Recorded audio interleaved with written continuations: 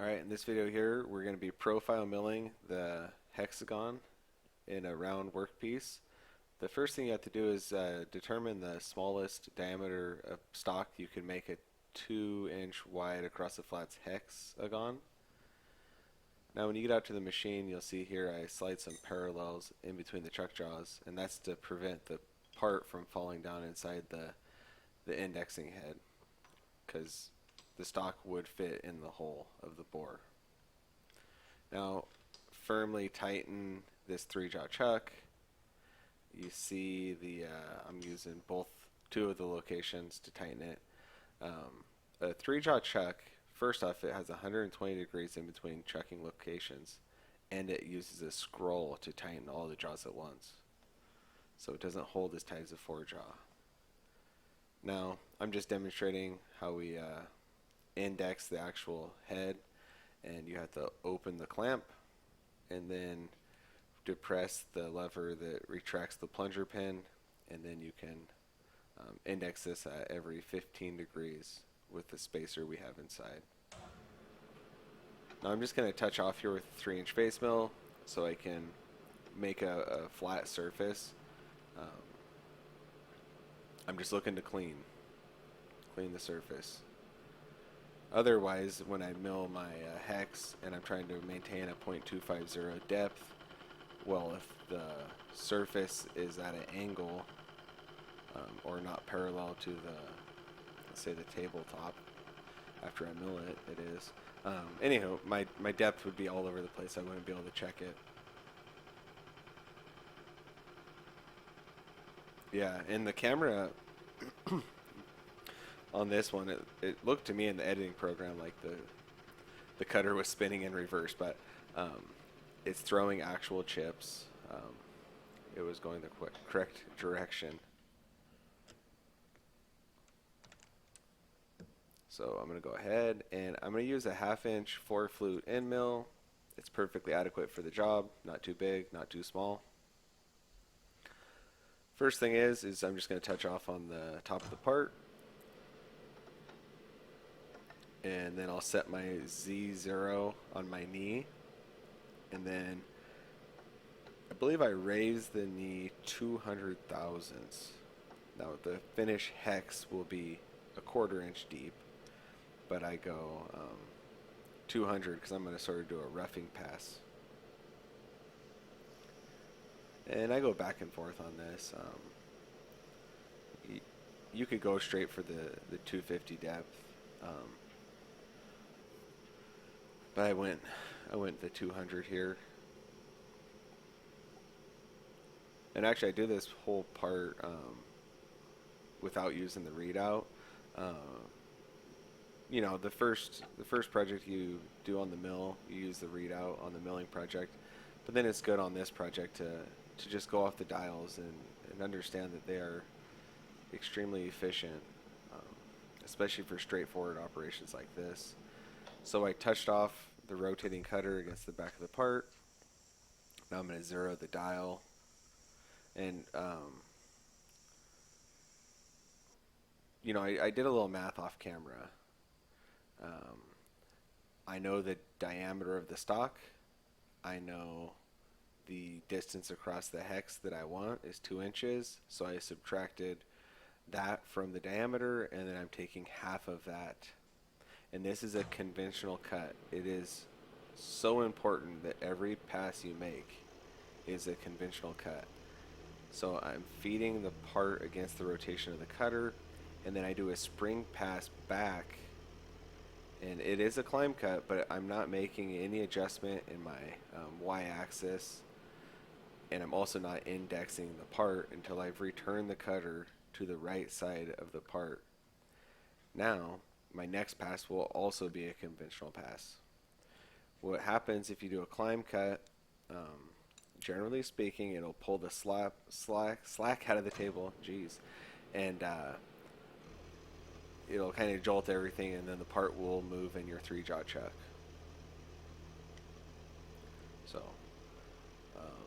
RPMs here, you know, the calculated RPM, with the repetitive cuts, you're probably going to start to find a brown chip if you use our 100 times 4 divided by the 0.5. So I've decreased it a small amount, and I'm just looking for this whole um, all these operations. I'm just watching my chips, seeing what color they are, and they stay silver. When I apply cutting oil, you'll see it's when the cutter is not rotating.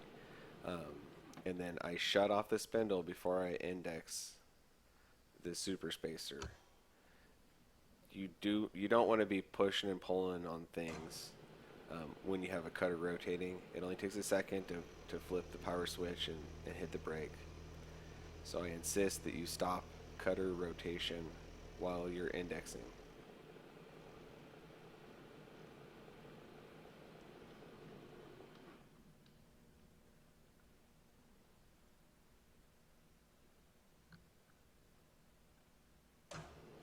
And this really, it goes pretty quick.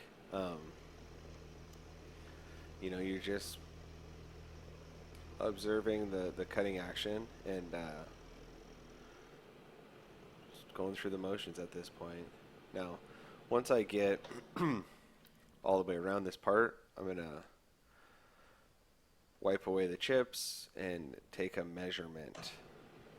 Now, what you have to remember with your measurement and the distance you have or the amount of material you have remaining is you only want to move the table half of the diameter or the amount that you want to remove off the part. So if I measure this part and I see that, oh, I want to take 210 thousandths, I think it might actually be what I get here, off the part, I only want to move 105 because it takes it off the first side, and then when I spin the part around, it takes the same cut off the other side. Yeah, so that's what I move the table here is 105 from where we're at.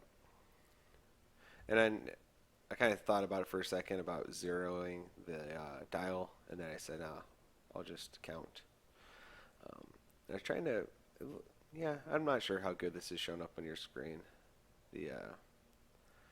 It's visible in person, but on the camera it kind of gets blurry. And then I don't forget I raise the knee. So here we go. And I had reapplied oil, but I cut that little bit out because there was a long duration of time in between applying the oil and making the first cut.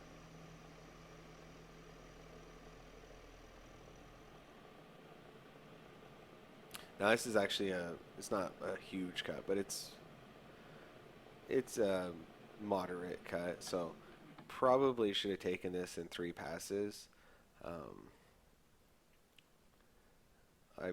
I do sort of find myself getting in a hurry when I'm making these videos. So if you want to take your project, if you figure out the starting diameter, subtract the finish width across the flats, and then divide that into 3 passes, that would be acceptable as well.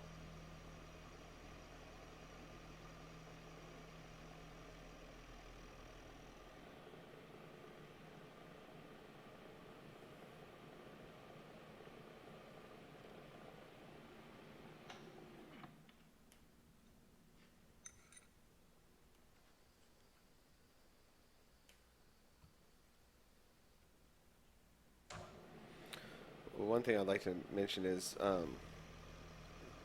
try to avoid slamming the super spacer here into the different indexing locations. So if you ever release the pin and you're off by, let's say, 5 degrees, try to spin it slowly so it locks in.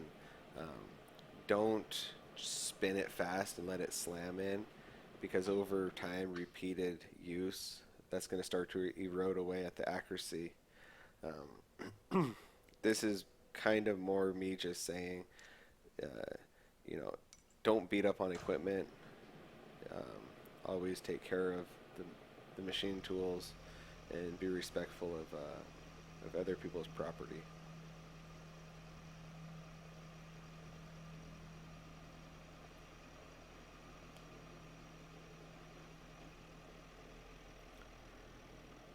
And this video is kind of wrapping up.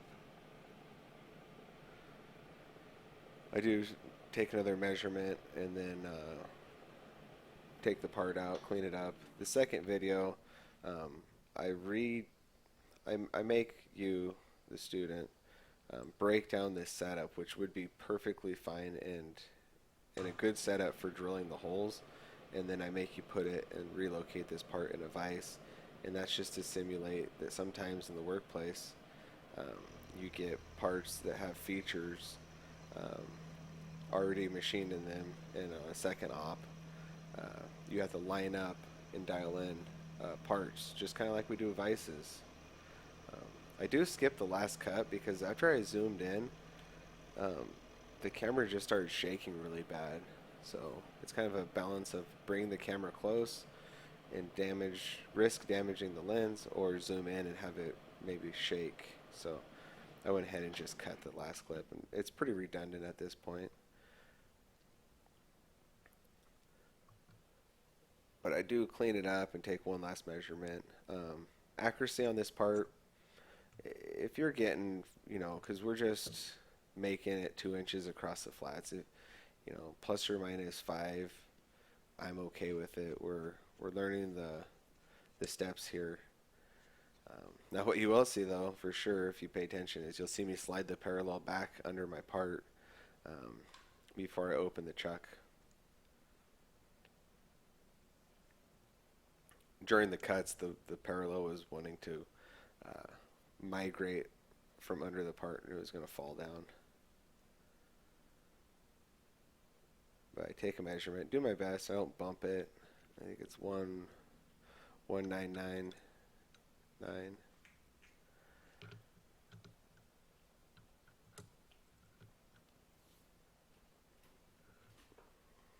All right. So have a good day.